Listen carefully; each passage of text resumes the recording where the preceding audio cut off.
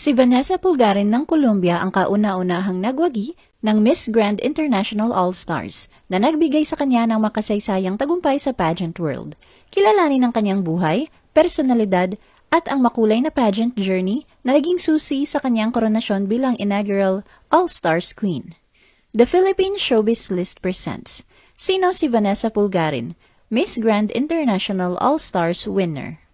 Vanessa's personal details.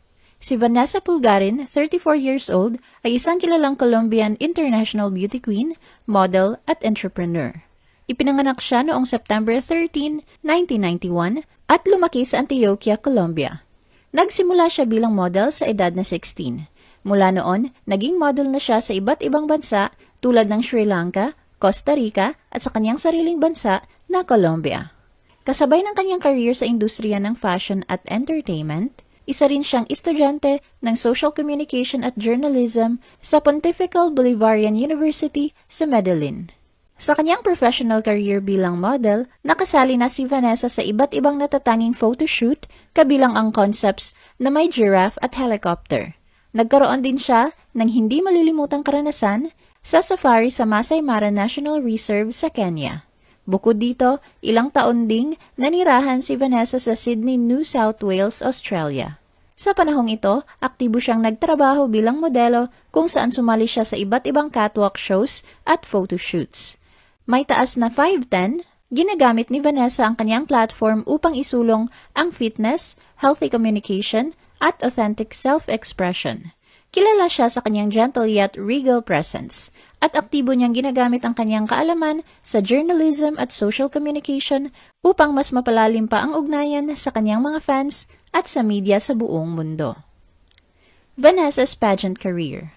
Si Vanessa ay isang veteran beauty queen na may kahangahangang karanasan sa larangan ng national at international pageantry.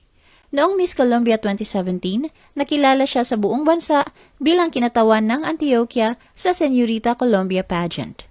Dito, nagtapos siya bilang first runner-up at itinanghal bilang Miss International Colombia 2017 na nagbigay daan upang irepresenta niya ang Colombia sa Miss International pageant na ginanap sa Tokyo, Japan. Paglipas ng ilang taon, muling bumalik si Vanessa sa mundo ng pageantry sa isang powerful comeback. Noong September 2025, kinoronahan siya bilang Miss Universe Colombia 2025. Dahil sa tagumpay na ito, siya ang naging opisyal na kinatawan ng Colombia sa Miss Universe 2025. Sa kompetisyong ginanap sa Phuket, Thailand, ipinamalas niya ang kanyang lakas at elegance hanggang sa makapasok siya sa top 12. Vanessa won the first ever Miss Grand International All-Stars. Itinanghal si Vanessa bilang isa sa mga pangunahing kinatawan at itinuturing na girl to beat matapos niyang ipamalas ang kahangahangang performance sa preliminary rounds ng Miss Grand International All-Stars. Sa swimsuit competition, nakapagtala siya ng mataas na marka na nagpakita ng kanyang malakas na runway presence, kumpiyansa at eleganteng paglakad sa stage. Sinundan niya ito ng powerful performance sa evening gown competition kung saan nakuha rin niya ang isa sa pinakamataas na score. Sa Bareface Challenge, ipinakita naman niya ang natural na ganda at kumpiyansa.